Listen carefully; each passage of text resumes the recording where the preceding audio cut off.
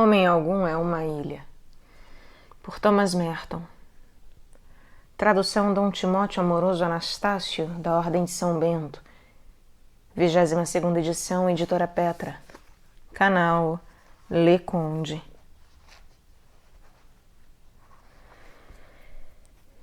Oitavo. Vocação.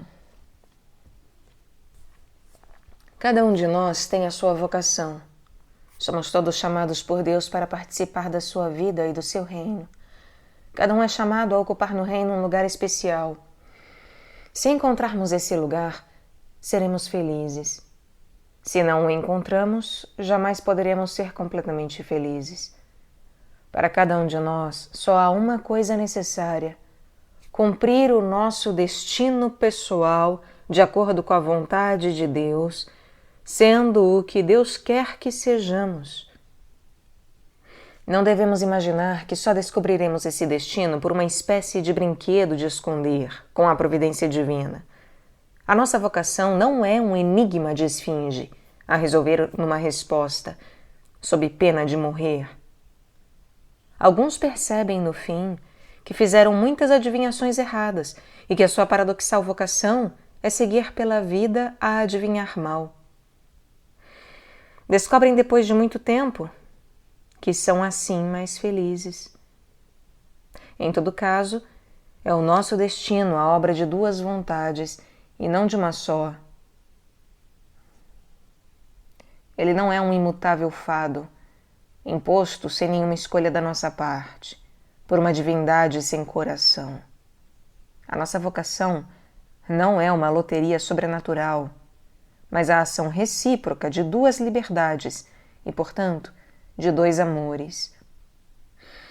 É inútil tentar pôr o problema da vocação fora do contexto da amizade e do amor.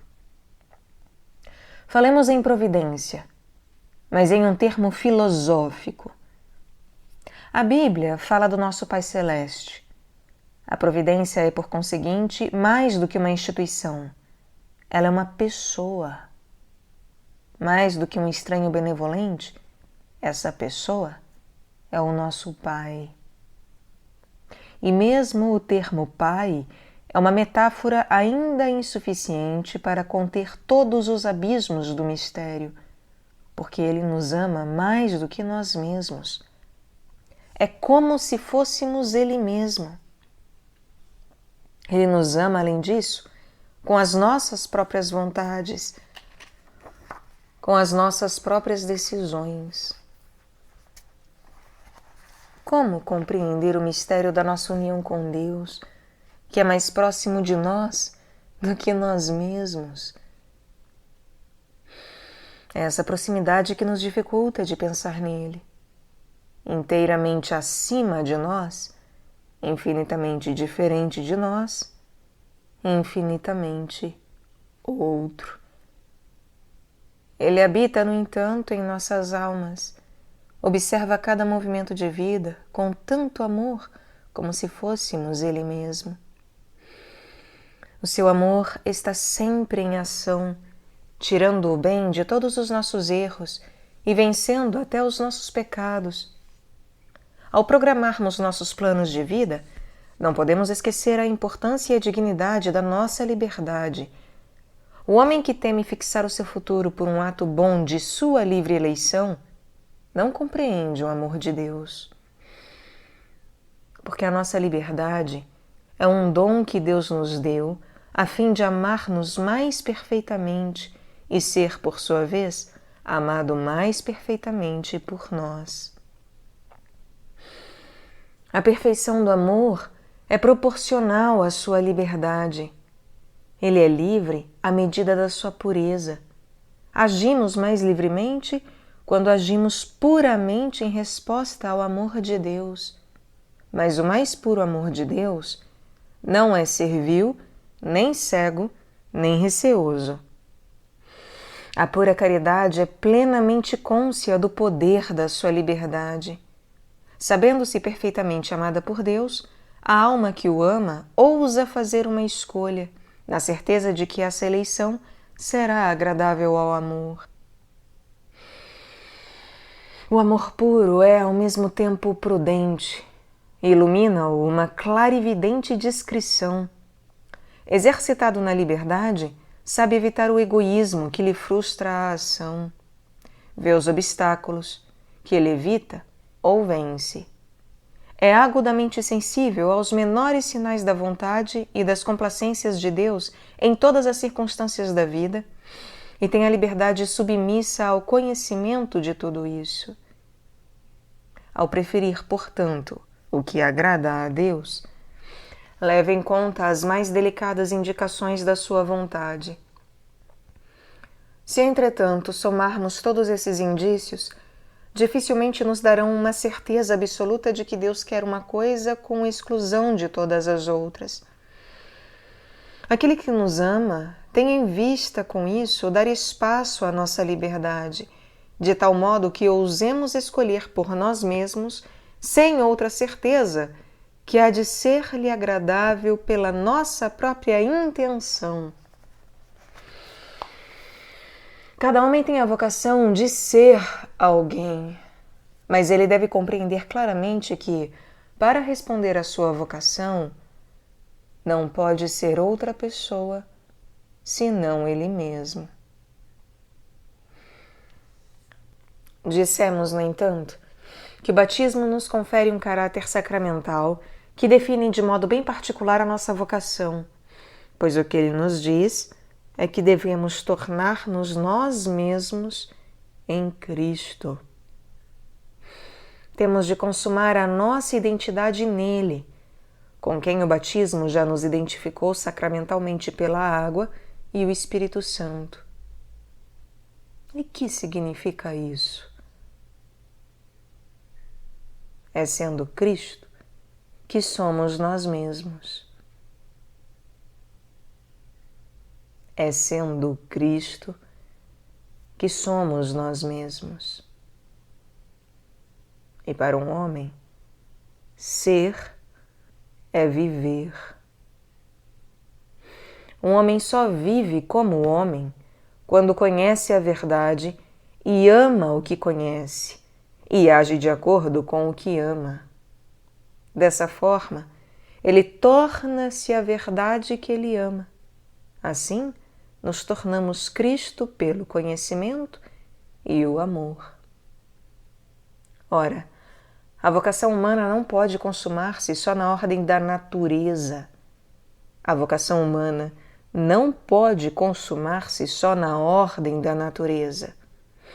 O homem foi feito para uma maior verdade do que a que ele pode ver com a sua inteligência desajudada, e para um maior amor do que pode a sua vontade sozinha, e por uma atividade moral mais alta do que não importa qual, proposta pela prudência humana. A prudência da carne opõe-se à vontade de Deus. As obras da carne nos sepultarão no inferno. Se só sentimos, amamos e agimos segundo a carne, isto é, segundo os impulsos da nossa natureza, o que fazemos se corrompe depressa e destrói todo o nosso ser espiritual. Para atender ao que somos destinados, devemos conhecer Cristo e amá-lo e fazer o que Ele fez.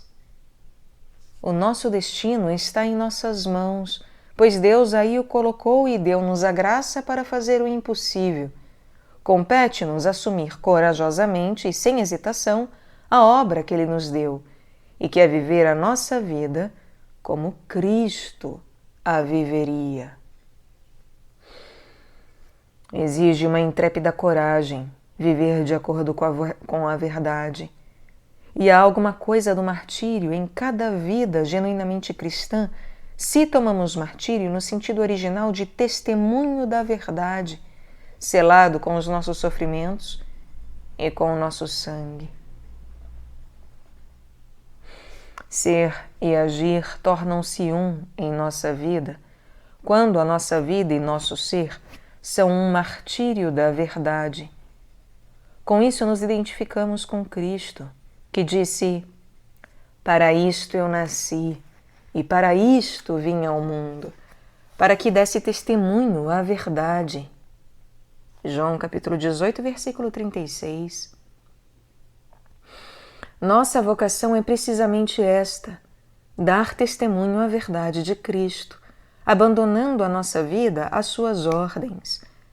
Por isso acrescentou ele as palavras acima citadas: "Todo aquele que é da verdade, ouve a minha voz." E em outro lugar: "Eu conheço as minhas ovelhas, e elas me conhecem." João capítulo 10, versículo 14.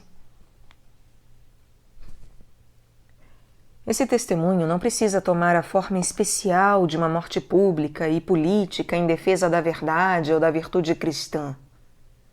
Mas não podemos evitar a morte da nossa própria vontade e das tendências naturais e paixões desordenadas da nossa carne e de todo o nosso ser egoísta, para que nos submetamos ao que a nossa consciência nos afirma ser a verdade, a vontade de Deus e a inspiração do Espírito de Cristo. Por conseguinte, é imprescindível o ascetismo na vida cristã. Não podemos escapar ao dever de nos renegarmos a nós mesmos.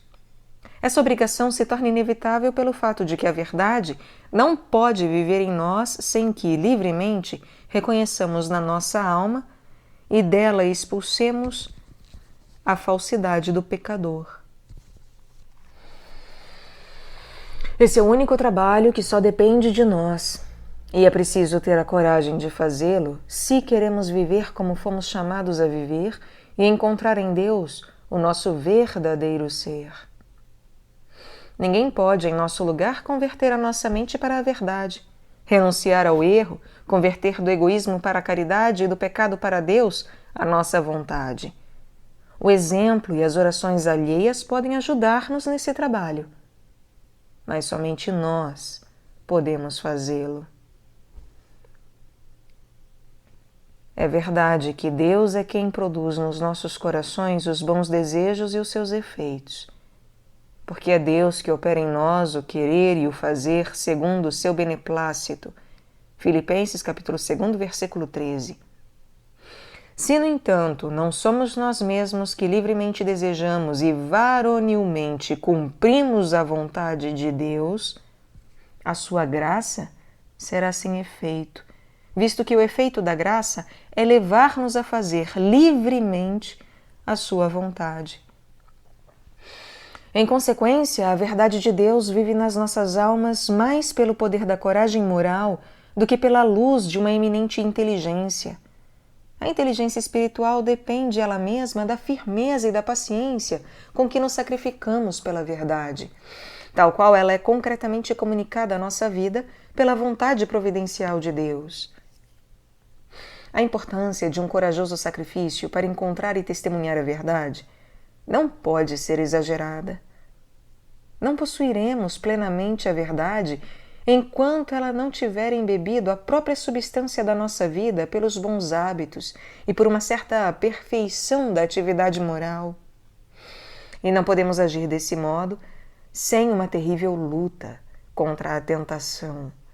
Luta que divide o nosso ser inteiro contra si mesmo, entre lealdades em conflito. As maiores tentações não são aquelas que solicitam abertamente o consentimento a um pecado, mas aquelas que nos oferecem grandes males, disfarçados em grandes bens. Esses bens aparentes devem ser sacrificados precisamente como bens, antes que possamos dizer acuradamente se são bons ou maus. Mais ainda, as coisas que somos chamados a sacrificar podem de fato continuar perfeitamente boas em si.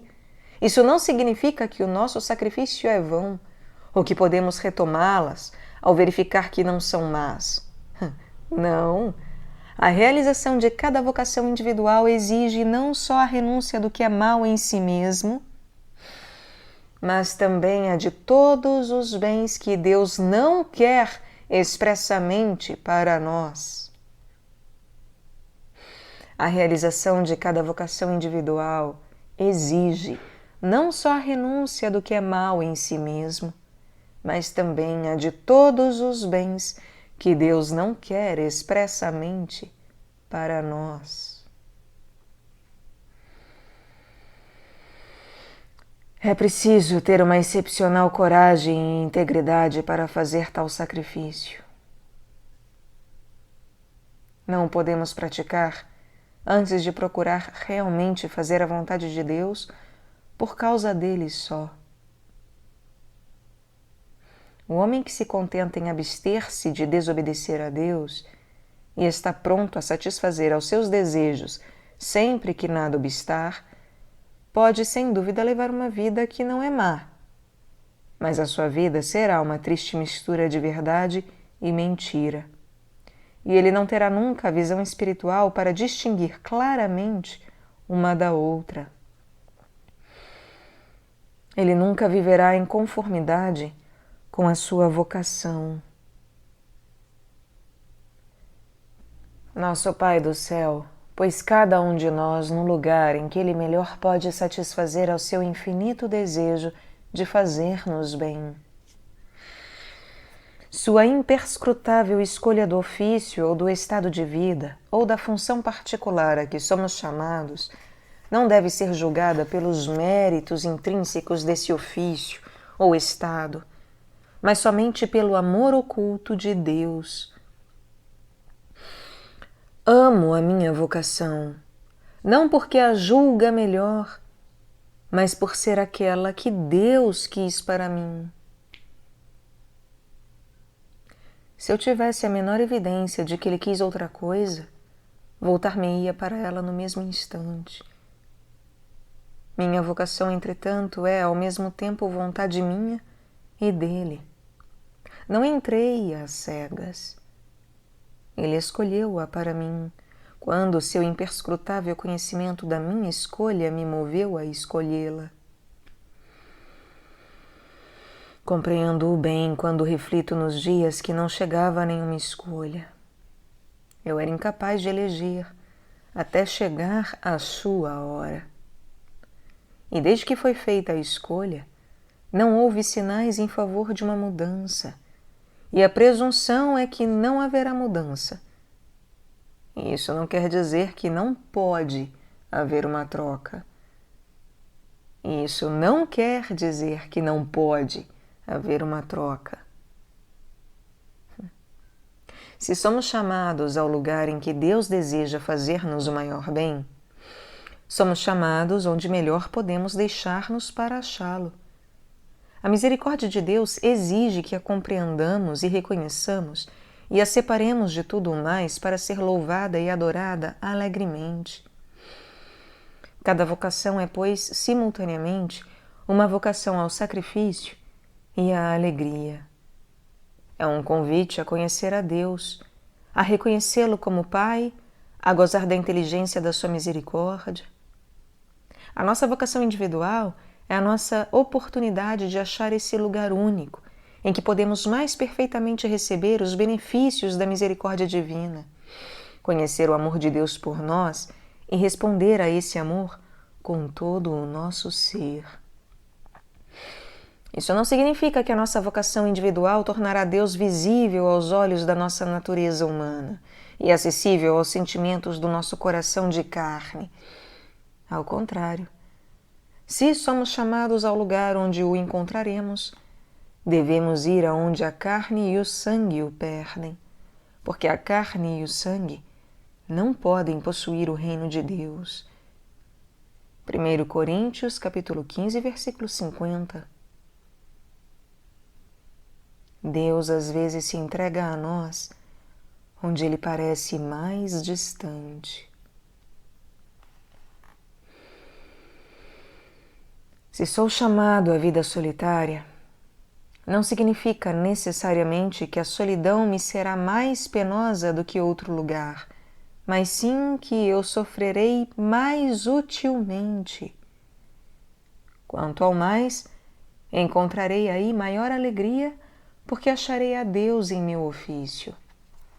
Para tanto, não devo ser excessivamente atento a mim mesmo ou ao meu ofício. E ali serei mais livre de louvá-lo, mesmo se o meu louvor é pequeno e inarticulado, pobre e desprezível. Ele será mais livre, mais pessoal, mais de Cristo. Será o louvor que Deus espera de mim. Quem não é chamado à solidão perderá a vista de Deus quando estiver sozinho e perturbar-se-á, refluirá ansioso sobre si mesmo e aí ficará prisioneiro, incapaz de dar graças a Deus ou de louvá-lo ou de fazer qualquer coisa. E ele terá de procurar a Deus em outra parte. Sabemos que seguimos a nossa vocação quando a nossa alma se vê livre de toda a preocupação com ela mesma. Ela se torna capaz de procurar a Deus e até de encontrá-lo, embora possa parecer que não o acha. Gratidão, confiança e liberdade interior. Gratidão, confiança e liberdade interior. Eis os sinais de que achamos a nossa vocação e vivemos de conformidade com ela, ainda que o resto possa parecer que falhou. Eles nos dão a paz em qualquer sofrimento e nos ensinam a escarnecer do desespero. E podemos ter ocasião para este. Há no fundo do nosso ser uma fome de absoluto e de finalidade, porque, destinados para a vida eterna, fomos feitos para um ato que concentra todas as nossas forças e capacidades para os oferecer de uma só vez e para sempre a Deus. O cego instinto espiritual que nos faz obscuramente sentir a particular importância e a finalidade da nossa vida e nos obriga a encontrar a nossa vocação, procura com isso levar-nos a uma decisão que consagrará irrevogavelmente nossa existência ao seu fim verdadeiro. O homem que perdeu o senso do seu destino pessoal e que renuncia a toda esperança de ter uma vocação na vida, ou perdeu toda esperança de felicidade, ou então recebeu alguma vocação misteriosa que só Deus pode compreender. A maioria das vocações humanas tende a definir a sua finalidade não só em relação a Deus, mas também em relação aos outros. A vocação de cada um de nós é fixada ao mesmo tempo pela necessidade que têm os outros de nós e pela que temos nós dos outros e de Deus. Quando, entretanto, falo aqui de necessidade, não pretendo excluir o exercício livre da independência espiritual. Se sou chamado ao sacerdócio, pode ser por ter a Igreja necessidade de padres, e assim precisa de mim. E pode também acontecer que a minha própria paz e equilíbrio espiritual e a felicidade da minha vida toda dependa, em última análise, de que me torne padre. Mas a Igreja não é obrigada a receber-me como padre só porque precise de sacerdotes. Nem sou eu forçado a ordenar-me pela pressão das minhas próprias aspirações espirituais. A liberdade que transparece no chamado ao sacerdócio é um mistério de Deus, um mistério que brota da obscuridade da providência divina, que escolhe algumas vezes homens indignos para ser outros Cristos, e às vezes rejeita os que são, aos olhos dos semelhantes, os mais dotados para tal vocação. Qual é a função do padre no mundo? Ensinar a outros homens? Aconselhar? Consolar? Rezar? Tudo isso entra sem dúvida em sua vida, mas pode ser feito por outro. Cada homem no mundo é chamado a ensinar, a aconselhar e a consolar. E somos todos obrigados a rezar uns pelos outros, para que sejamos salvos. Essas orações não requerem sacerdócio especial, além da nossa participação batismal no sacerdócio de Cristo, e podem ser exercidas mesmo sem esta. Não é também a vocação distintiva do padre que ele deva simplesmente ser um homem de Deus. O monge é um homem de Deus, sem ter que necessariamente ser padre. O padre é chamado a ser outro Cristo, num sentido muito mais particular e íntimo do que o monge ou o simples cristão. Ele deve guardar vivas no mundo a presença e a ação sacramental de Cristo, que reina nos céus, que ensina, santifica e governa a Igreja através dos seus ungidos sacerdotes. As palavras do Padre não são meramente as suas palavras ou a sua doutrina. Deveriam ser sempre a doutrina daquele que os enviou. A ação do Padre sobre as almas deveria vir de alguma coisa a mais do que o seu pobre poder humano para aconselhar e dar consolação. Embora humanos os seus atos, pobres e deficientes em si mesmos, eles devem ser sustentados pela ação sacramental de Jesus Cristo e vivificados pelo trabalho escondido no Espírito Divino. O Padre sai tão santificado pelas ações que realiza no curso do Sagrado Ministério como as almas em cujo serviço as pratica. A missa é, de fato, normalmente mais frutuosa para o padre que a celebra do que para qualquer um dos que a assistem. Podia-se, de fato, dizer que a santidade do padre deveria ser tão grande como a santidade somada de todos aqueles para quem ele administra os sacramentos. Podia-se, de fato, dizer que a santidade do padre deveria ser tão grande como a santidade somada de todos aqueles para quem ele administra os sacramentos.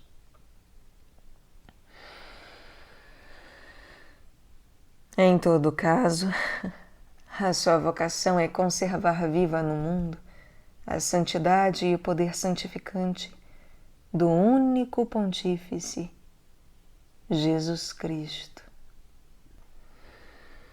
Isso explica ao mesmo tempo a beleza e o terror da vocação sacerdotal.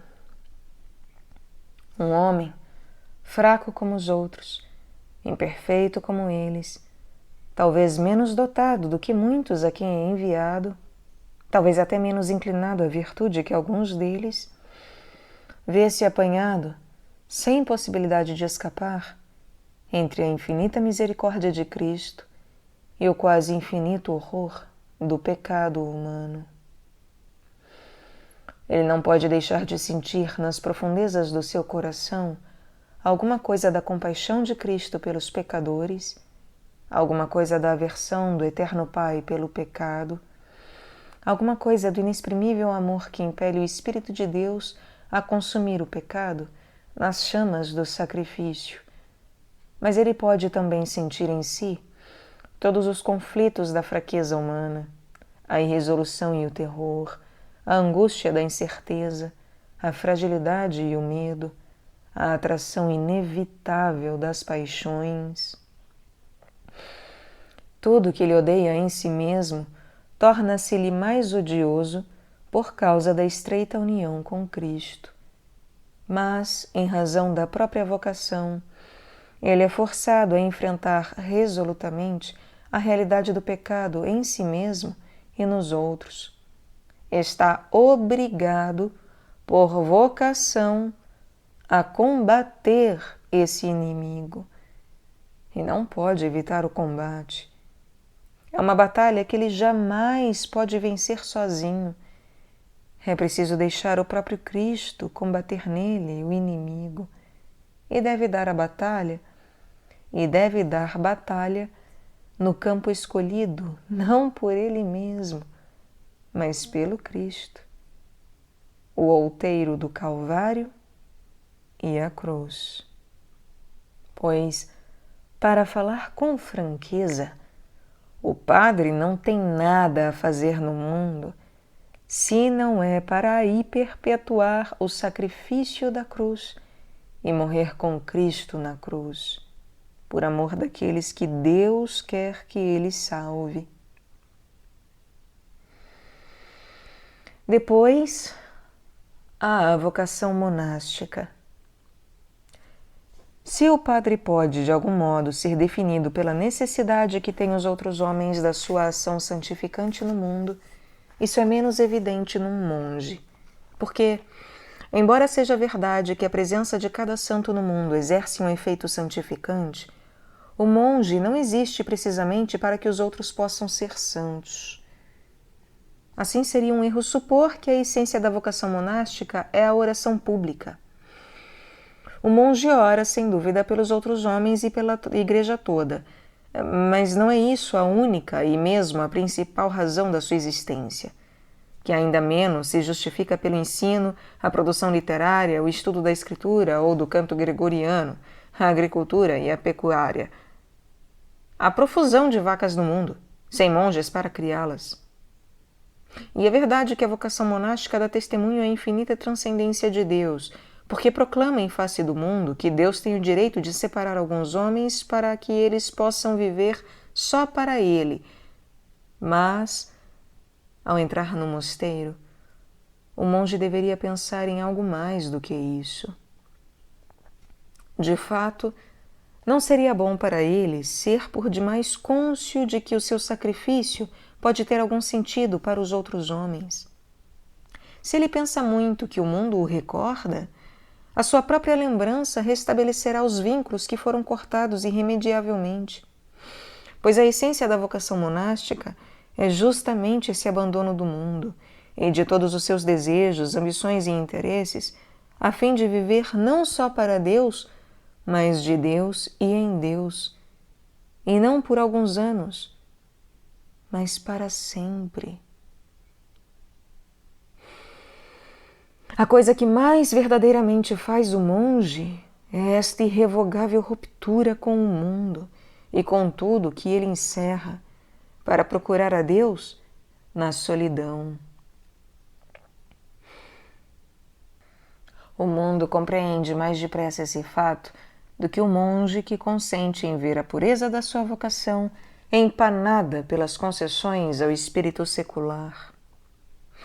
Os primeiros a condenar um mosteiro infestado de mundanismo são aqueles que no mundo são os menos monásticos, pois mesmo em quem abandonou a religião fica, muitas vezes, uma alta e exigente ideia da perfeição religiosa.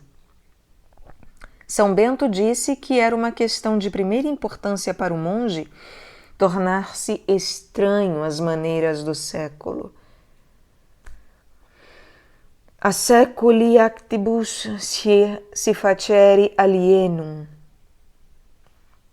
Mas, ao estabelecer esse princípio, o pai do monaquismo ocidental não pensava só na edificação dos fiéis. Ele pensava na necessidade mais urgente da própria alma do monge. A graça que chama um homem para o mosteiro exige mais do que uma transposição material de ambiente. Não há vocação monástica autêntica que não implique ao mesmo tempo uma completa conversão interior. Não há vocação monástica autêntica que não implique ao mesmo tempo uma completa conversão interior. Essa conversão não pode jamais consistir na simples troca de roupa ou na adoção de uma regra mais estrita de vida. O hábito não faz um monge, nem as observâncias religiosas. A característica essencial de uma vocação monástica é que ela atrai o monge para a solidão, para uma vida de renúncia e de oração, para procurar só a Deus. Onde faltam esses traços, a vocação pode sem dúvida ser religiosa, mas não é propriamente monástica. É uma pena que mosteiros das antigas ordens monásticas algumas vezes oferecem a seus membros uma vida em que aqueles elementos só se realizam em teoria e não de fato. Onde o essencial da vida monástica é mantido, pouco importam as variações acidentais. Uma comunidade monástica pode ser física e espiritualmente separada do mundo, pode oferecer aos seus monges uma vida de oração e ao mesmo tempo manter uma escola ou algumas paróquias, sem perigo sério para o espírito monástico, tal qual é interpretado por alguns ramos da família beneditina. Da mesma forma, a vida monástica não deve necessariamente ser prejudicada pela existência de uma modesta indústria exercida pelos monges em vista do seu próprio sustento. Mas, se o espírito de solidão e de prece e o amor exclusivo de Deus faltam nesse mosteiro, por mais severa que a regra possa ser, inviolável a clausura, meticuloso o zelo exterior pelas funções litúrgicas, os homens que aí vivem não são realmente monges. A mudança interior, a metanoia, a conversão para Deus, que constituiu a própria essência do apelo monástico, não tomou posse de suas almas. A conversão interior que constitui o monge mostra-se externamente por certos sinais: obediência, humildade, silêncio, desprendimento, modéstia, que podem resumir-se numa só palavra: paz. O mosteiro é uma casa de Deus, por conseguinte, um santuário de paz. Na verdade, essa paz é comprada a alto preço. Não é a tranquilidade de uma fazenda senhorial.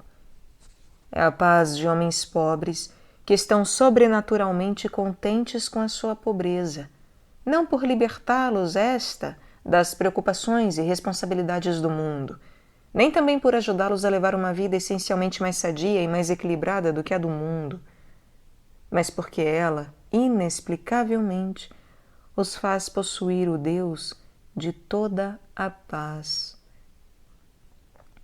A paz da vida monástica não pode ser explicada humana ou naturalmente. Entrem num mosteiro e vejam a vida de perto. Acharão que o que parece tão perfeito através das janelas da hospedaria é na realidade cheio de cicatrizes e estragos da imperfeição humana. O tempo de uma vida de comunidade não é invariavelmente sereno. A ordem do dia pode tornar-se às vezes instável, sobrecarregada, dispersiva e exaustiva. Usos e observâncias são às vezes torcidos em ridículas formalidades. Há momentos em que tudo no mosteiro pode conspirar para tornar impossíveis a paz e a oração. Tudo isso inevitavelmente encrespa a superfície da vida nos melhores comunidades. Sua função é lembrar-nos que a paz dos monges depende, afinal, de alguma coisa profunda e oculta em suas almas. A regularidade monástica é certamente muito importante para preservar a paz. Se a regularidade tiver de ser perdida para sempre, a paz não poderá durar muito. Mas ainda quando a vida se conforma à regra, a ordem só não basta para explicar a paz daqueles que dela vivem. Devemos olhar mais fundo no mistério da fé pelo qual, no secreto recesso das suas almas, os monges continuam na posse de Deus, e a despeito do que possa perturbar a superfície das suas vidas. A vida monástica arde diante de Deus, invisível como uma lâmpada defronte do tabernáculo. A mecha da lâmpada é a fé, a chama é a caridade, e o óleo que alimenta a chama é o sacrifício de si mesmo.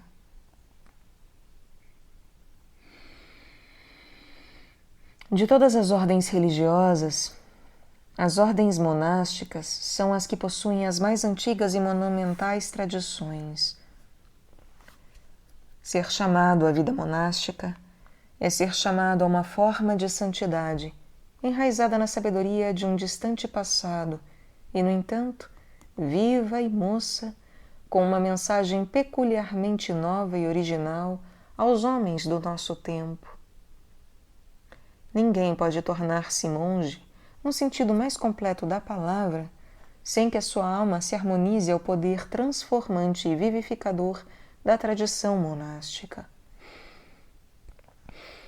E se é isso verdade em qualquer parte, sê-lo-á especialmente na América, onde os homens não estão acostumados a antigas tradições, nem muitas vezes prontos a compreendê-las. Que é a tradição monástica? É a forma de vida praticada e transmitida de geração a geração desde os tempos dos primeiros monges, os padres do deserto egípcio, os quais, por sua vez, achavam que simplesmente punham em prática a pobreza e a caridade dos apóstolos e dos primeiros discípulos de Cristo.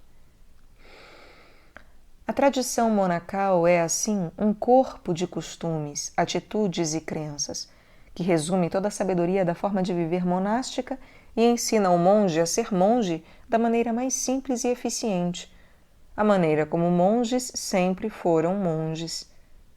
Mas, ao mesmo tempo, ela diz ao monge como ser monge nas circunstâncias peculiares do nosso tempo, lugar e cultura. A tradição monacal nos diz, por exemplo, o lugar que tem em nossa vida a oração, a leitura e o trabalho. Mostra-nos que a hospitalidade é um aspecto importante da vocação monástica. Ensina-nos que temos de ser homens de penitência e de disciplina, ensinando-nos ao mesmo tempo a justa medida e a discrição a seguir nestas coisas. Mostra-nos claramente a relativa insignificância da observação exterior, comparada com o espírito interior, e o que é realmente essencial à vida monástica. Em uma palavra, ela põe tudo em ordem na vida dos monges. Onde falta o senso da tradição própria dos monges, eles começam logo a levar uma vida desequilibrada. São incapazes de aprender a verdadeira discrição. Não podem adquirir o senso das proporções. Esquecendo o que deviam ser, tornam-se incapazes de fixar-se e de viver em paz no mosteiro.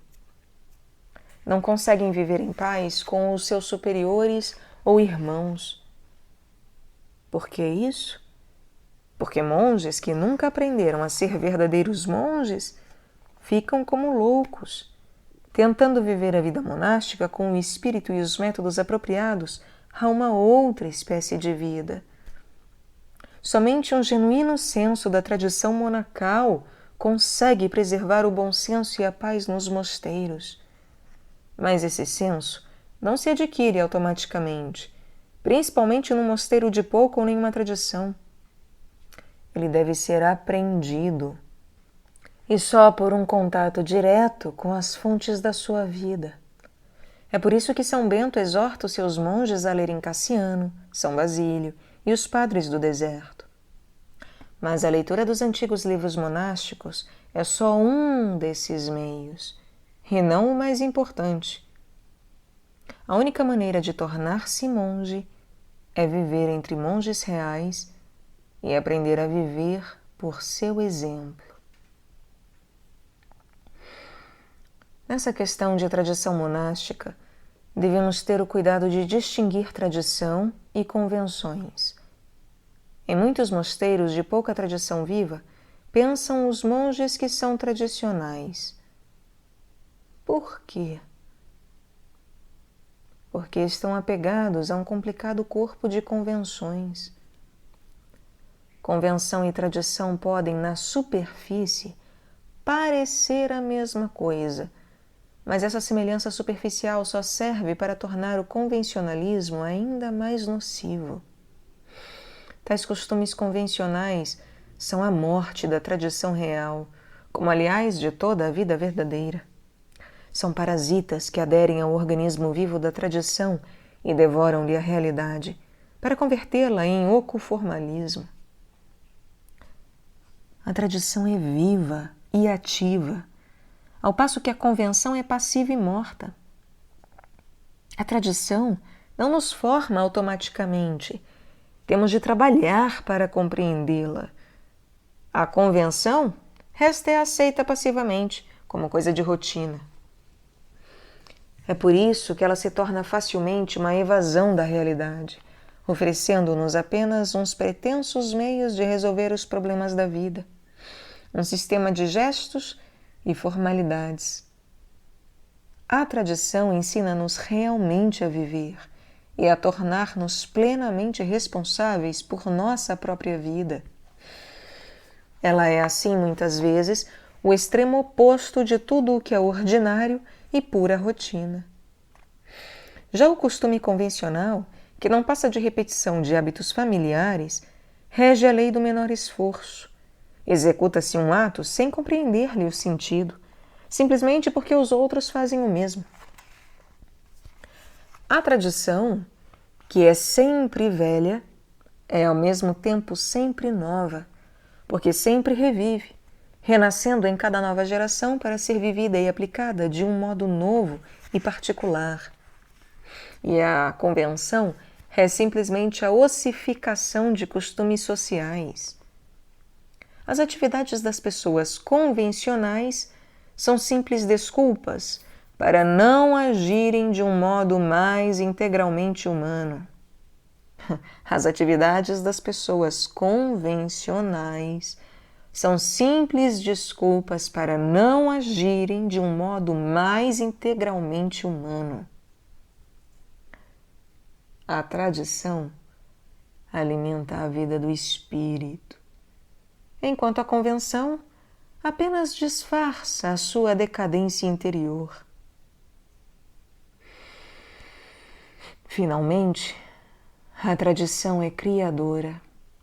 Sempre original, ela abre sem cessar novos horizontes a uma velha caminhada.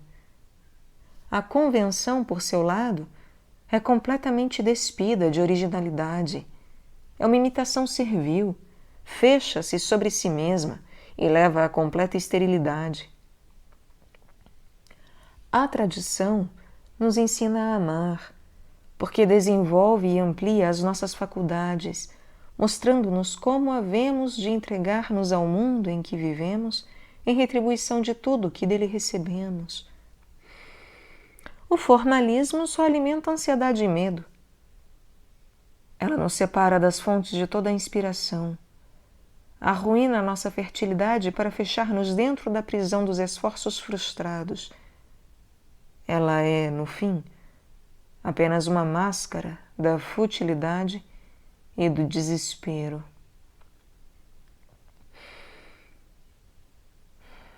Nada poderia ser melhor para um monge do que viver e crescer na sua tradição monástica, e nada mais fatal para ele do que dissipar a sua vida num emaranhado de convenções monásticas. O que aqui se disse das ordens monásticas aplica-se ainda mais formalmente a algumas outras formas de vida religiosa em que a tradição é menos forte e a convenção pode mais facilmente ganhar preponderância.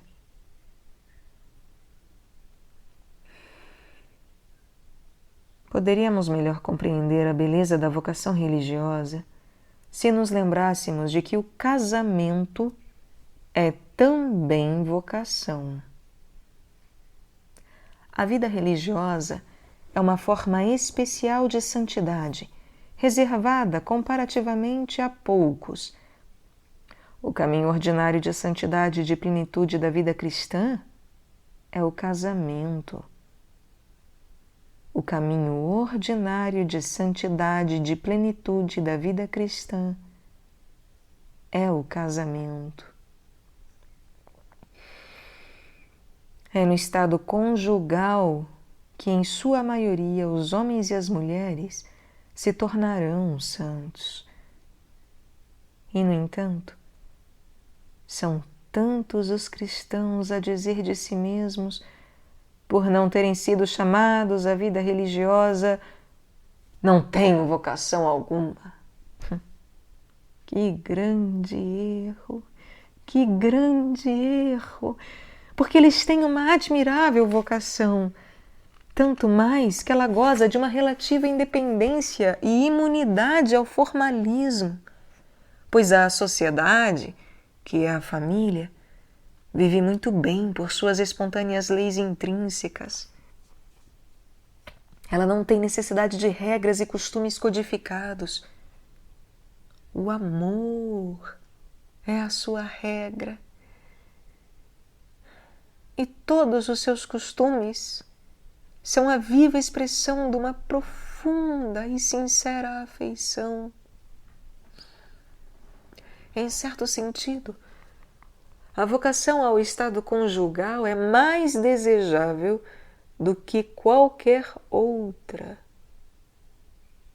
Em certo sentido, a vocação ao estado conjugal é mais desejável do que qualquer outra, graças ao fato que é na vida da família que essa espontaneidade, esse espírito de liberdade e união na caridade são tão facilmente acessíveis ao homem comum.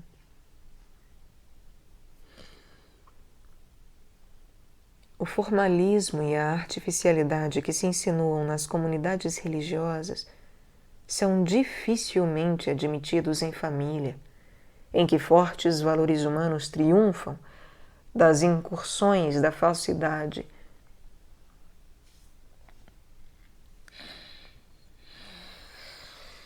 Os casais, portanto, ao invés de deplorar uma suposta falta de vocação, deviam apreciar a vocação que de fato receberam.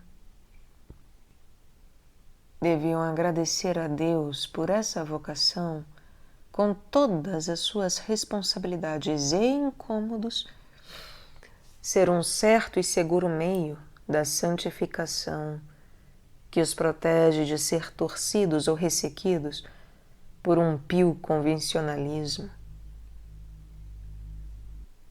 Os pais cristãos, se são fiéis às suas obrigações, cumprirão uma missão tão grande quanto consoladora, a de trazer ao mundo e de formar almas jovens capazes de felicidade e de amor, almas capazes de santificação e de transformação em Cristo.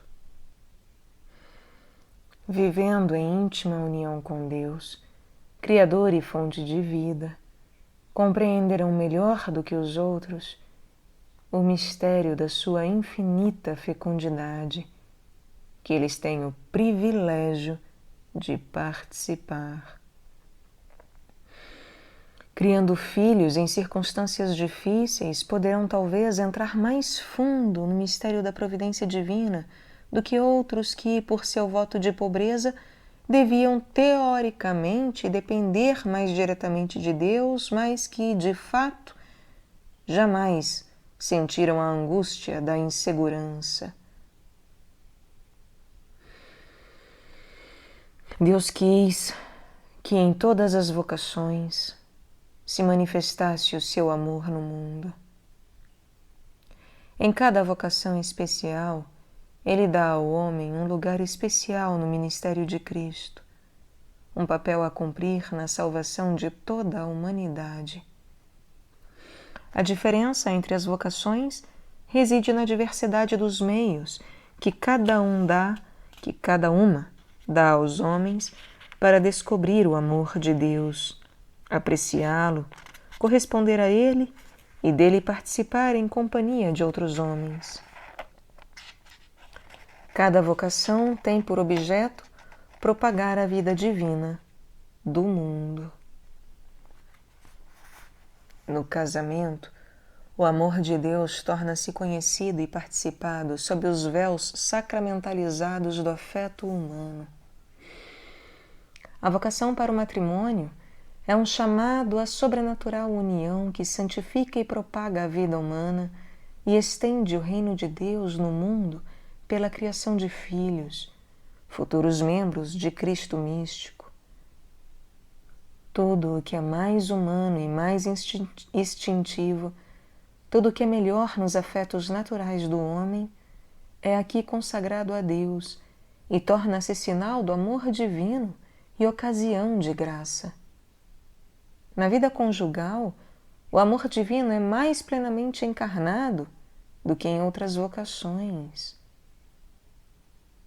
Na vida conjugal, o amor divino é mais plenamente encarnado do que em outras vocações. Por esta razão, ele é mais fácil de ver, de apreciar, mas a sua extensão, por ser menos espiritual, é também menos vasta. A esfera de ação do amor do pai e da mãe estende-se apenas aos próprios filhos e parentes e a um círculo de amigos e de relações. A fim de estender a eficácia da caridade divina, as outras vocações espiritualizam pouco a pouco as nossas vidas e atos, para que influenciem áreas cada vez mais largas. Assim, na vida religiosa ativa ou no sacerdócio secular, a expressão física do amor humano é sacrificada, a vida de família é dada em renúncia, e assim as forças de amar, postas em liberdade, podem aplicar-se a toda uma paróquia, a um hospital ou a uma escola. Na vida ativa, os afetos humanos instintivos são mais plenamente consagrados a Deus do que na vida de família, e de um modo menos carnal. Mas ainda é fácil ver e apreciar a ação do amor de Deus nas obras corporais de misericórdia, cura dos doentes e dos pobres, e a carinhosa solicitude com as crianças, os velhos, etc. Aqui também os trabalhos, dificuldades e sacrifícios da vida servem para proteger os valores humanos na alma do que é chamado. Ocupando-se com os outros, Ele guarda o senso da relatividade e da integração. Na vida contemplativa, os problemas e dificuldades são mais interiores e também muito maiores. Aí, o divino amor é menos encarnado. Devemos compreendê-lo e corresponder de forma ainda mais espiritual. A fidelidade torna-se muito mais difícil. Em uma vida de silêncio e solidão, os afetos humanos não recebem muito da sua normal satisfação. A ausência quase total da expressão pessoal, a frequente impossibilidade de fazer coisas por outros segundo um critério visível e tangível, será às vezes uma tortura e pode levar a grandes decepções. Eis a razão pela qual a vocação puramente contemplativa não convém a quem não é maduro. É preciso ser muito forte e muito sólido para viver na solidão. Afortunadamente, a vida monástica não é assim tão puramente contemplativa que não proporcione certa soma de atividade e de expressão pessoal. Vivendo e trabalhando juntos em uma comunidade monástica, os monges normalmente preservam o seu senso de relatividade e de humanidade. Pelo contrário, se são fiéis ao espírito da sua regra, achar-se-ão aprofundadas e espiritualizadas as afeições humanas em uma grande união de caridade que não dependerá mais do humor e dos caprichos subjetivos. E assim, eles virão a perceber um pouco da sua missão de abraçar o mundo inteiro em um afeto espiritual que não se limita ao tempo e ao espaço. Quanto mais alto subimos na escala das vocações, tanto mais cuidadosa deve ser a seleção dos candidatos. Normalmente, na vida conjugal, a seleção se faz por si mesma. A vontade de Deus pode ser encarnada numa decisão baseada na atração natural. Na vida ativa, a atração e a aptidão normalmente vão juntas, e a pessoa chamada pode ser aceita sob o fundamento da sua habilidade a fazer em paz e com alegria espiritual o trabalho requerido. Normalmente, mais da metade do que se apresentam à admissão nos mosteiros contemplativos não tem vocação. Mais da metade dos que se apresentam à admissão nos mosteiros contemplativos não tem vocação. A atração pela vida contemplativa é um critério de vocação muito menos sério do que a atração pela vida ativa. Quanto mais estrita e solitária uma ordem contemplativa, tanto maior será o hiato entre atração e aptidão. Isso é especialmente verídico em um tempo como o nosso, em que os homens não podem encontrar o quinhão normal de silêncio e solidão que a natureza humana exige para o seu funcionamento sadio. Há talvez muitas freiras e irmãos nas ordens ativas, de vocação ativa perfeitamente boa, mas que são a tal ponto sobrecarregados de trabalho e famintos por uma vida normal de oração, que eles imaginam a necessidade de converter-se em trapistas ou cartuchos.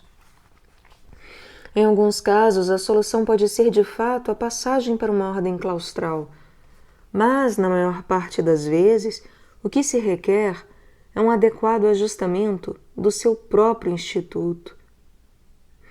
O problema desses ajustamentos é por demais amplo para ser sequer mencionado aqui. Quanto mais sobe um homem na escala das vocações, mais deve poder espiritualizar e estender as suas afeições. Para viver só com Deus, ele precisa realmente poder viver solitário. E ninguém pode viver solitário se não pode suportar a solidão. E ninguém pode suportar a vida à parte se o seu desejo de solidão é formado por um desejo recalcado de afeto humano. Para pô-lo em linguagem clara, é inútil tentar alguém viver num claustro a sua vida se o coração é devorado pelo pensamento de que ninguém o ama. É inútil tentar alguém viver num claustro a sua vida se o coração é devorado pelo pensamento de que ninguém o ama.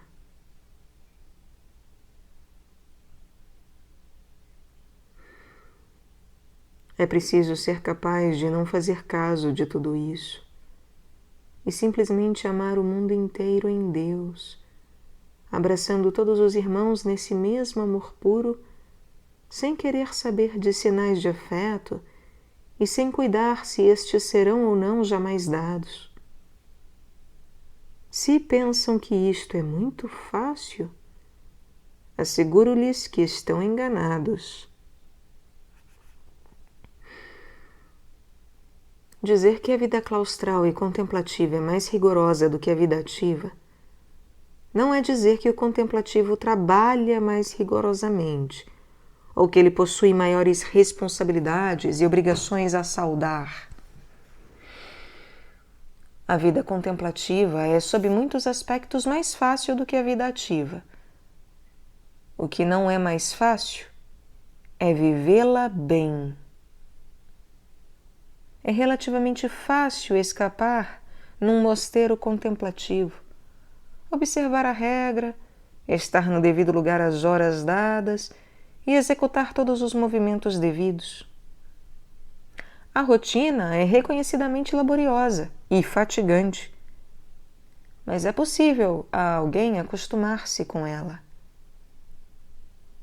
O que é duro não é produzir esforço físico, mas o trabalho de realmente levar uma vida inteira de oração debaixo de todo esse esforço. O simples fato de ser tudo num mosteiro contemplativo, ordenado a uma vida de oração, é precisamente o que torna difícil a quem não tem verdadeira vocação viver frutuosamente no claustro. Estes levam mais facilmente uma vida de oração quando há mais trabalho do que oração no emprego cotidiano do tempo.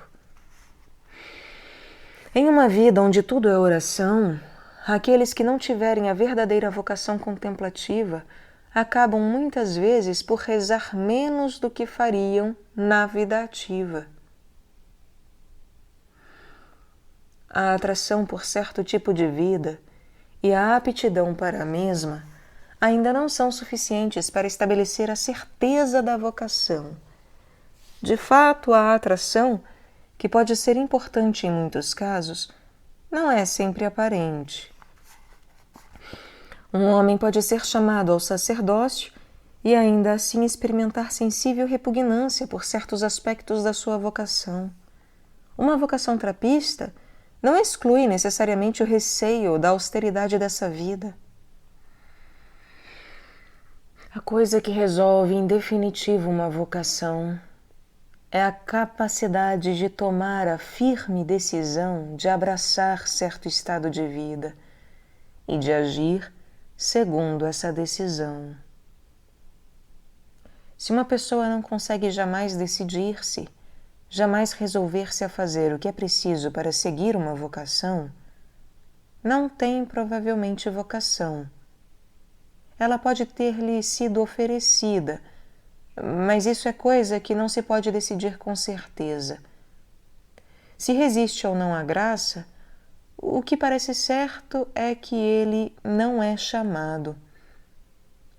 Mas uma calma e definida decisão, que não desanima com os obstáculos, nem se quebra ante a oposição, é um bom sinal de que Deus deu a graça de responder ao seu chamado e que é correspondido.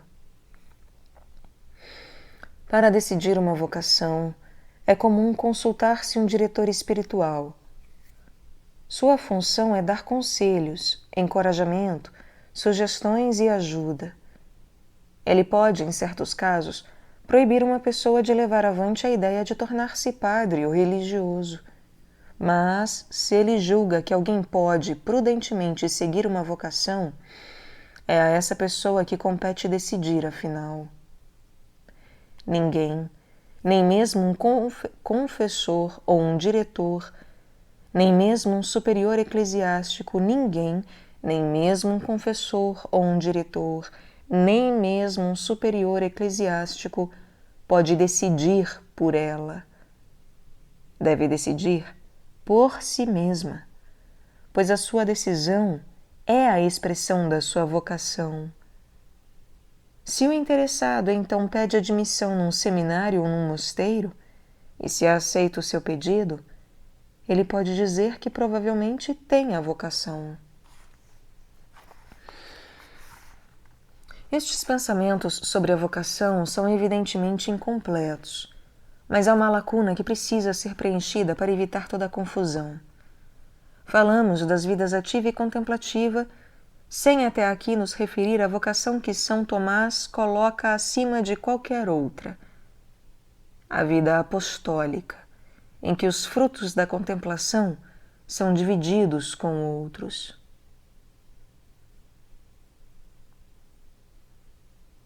Em lugar de falar teoricamente dessa vocação, consideremo-la antes, em sua perfeita encarnação, num dos maiores santos, Francisco de Assis.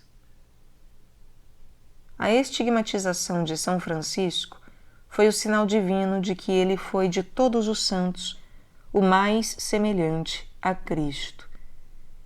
Ele conseguiu, mais do que nenhum outro, reproduzir em sua vida a simplicidade, a pobreza e o amor de Deus e dos homens que marcaram a vida de Jesus. Mais do que isso, ele foi um apóstolo que encarnou perfeitamente o espírito e a mensagem do Evangelho.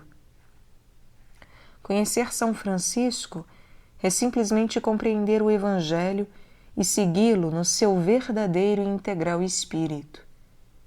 É viver o Evangelho em toda a sua plenitude. O gênio da sua santidade fê-lo capaz de comunicar ao mundo os ensinamentos de Cristo, não neste ou naquele aspecto, não em fragmentos desenvolvidos pelo pensamento e a análise, mas na total plenitude da sua simplicidade existencial. São Francisco foi, como devem ser todos os santos, simplesmente um outro Cristo. Sua vida não reproduziu somente este ou aquele mistério da vida de Cristo. Ele não se contentou de reviver as humildes virtudes da infância divina e da vida oculta em Nazaré. Não foi só tentado como Cristo no deserto, ou cansado como ele nas viagens do seu apostolado. Não fez só milagres como Jesus. Não foi apenas crucificado como ele. Todos esses mistérios foram unidos na vida de Francisco, e nós os encontramos todos ali, ora em separado, ora em conjunto. Cristo ressuscitado reviveu perfeitamente neste santo que foi completamente possuído e transformado pelo Espírito da divina caridade. A frase de São Tomás, dividir com os outros os frutos da contemplação, não é retamente compreendida se não temos em mente a imagem de um São Francisco andando pelas estradas da Itália medieval, transbordando de alegria com a mensagem que só podia ser-lhe diretamente comunicada pelo Espírito de Deus. A sabedoria e a salvação pregadas por Francisco foram não apenas a exuberância da mais alta espécie de vida contemplativa, mas foram simplesmente a expressão da plenitude do Espírito cristão, isto é, do Espírito Santo. Homem algum poderá ser um apóstolo de Cristo se não é cheio do Espírito Santo. E homem algum é cheio de Espírito Santo se não faz o que normalmente se espera de um homem que segue Cristo até o fim: abandonar todas as coisas para recobrá-las em Cristo. O que há de notável em São Francisco é que, no sacrifício que fez de todas as coisas, ele incluiu também todas as vocações, no sentido limitado do termo. Edificados durante séculos pelos vários ramos da família religiosa franciscana, ficamos surpresos de pensar que São Francisco se pôs em marcha nas estradas de Úmbria, sem a menor ideia de possuir uma vocação franciscana. E, de fato, não possuía. Ele lançara aos ventos todas as vocações, com as suas vestes e outras possessões. Não se considerava um apóstolo, mas um mendigo errante. Certamente não se tomou por monge. Se tivesse querido ser monge, teria achado uma porção de mosteiros para entrar. E, evidentemente, não era também consciente de ser um contemplativo, e nem se preocupava. Levava, entretanto, as duas ao mesmo tempo, e com a mais alta perfeição. Nenhuma boa obra lhe foi estranha. Nenhuma obra de misericórdia, corporal ou espiritual, faltou em sua bela vida. Sua liberdade abraçava tudo. Francisco poderia ter sido ordenado padre. Recusou por humildade, pois isso também teria sido uma vocação, e ele estava acima das vocações. Mas tinha de fato a perfeição e a quintessência do espírito apostólico de sacrifício e caridade, que são necessários na vida de cada sacerdote. É preciso um instante de reflexão para aceitar o pensamento que São Francisco nunca rezou uma missa, o que é difícil de crer a quem for penetrado do seu espírito. Se havia em seu tempo uma vocação reconhecida que Francisco podia ter associado com a sua vida, era a de eremita. Os eremitas foram os únicos membros de uma classe definida de religiosos que ele imitou com nitidez. Saía frequentemente para as montanhas a rezar e a viver solitário, mas não pensou jamais que tinha a vocação de só fazer isso. Ficava sozinho enquanto o espírito o conduzia à solidão, e depois deixava-se levar de volta às cidades e aldeias pelo mesmo espírito. Se ele tivesse pensado nisso, poderia ter reconhecido que a sua vocação era essencialmente profética. Era como outro Elias, ou Eliseu, ensinado pelo Espírito na solidão, mas reconduzido por Deus às cidades dos homens com uma mensagem a dizer-lhes. As muitas facetas da vocação de um São Francisco mostram que aqui ultrapassamos os ordinários estados de vida. Mas é por este motivo mesmo que, ao falar de vida mista, ou de vocação apostólica, faríamos bem em pensá-las em termos de um São Francisco ou de um Elias. A vida mista é muito facilmente reduzida ao seu nível mais baixo, onde ela não é mais que uma forma da vida ativa. Nesse plano, ela perde a comparação com a vida contemplativa. Por quê? Porque a dignidade da vida apostólica, segundo São Tomás, deriva não do elemento de ação que ela contém, mas do elemento de contemplação. Uma vida de pregação sem contemplação não passa de uma vida ativa, e embora possa ser muito santa e meritória, não pode reivindicar a dignidade atribuída por São Tomás à vida que divide com outros os frutos da contemplação. Mas, na proporção em que um frade mendicante se aproxima do ideal de fundador, na proporção em que ele vive a pobreza e a caridade de Francisco ou Domingos e mergulha no conhecimento amoroso de Deus que só a poucos é concedido, na proporção em que se abandona ao Espírito Santo, ele ultrapassará de muito a perfeição contemplativa daquele cuja contemplação é um dom recebido para si somente.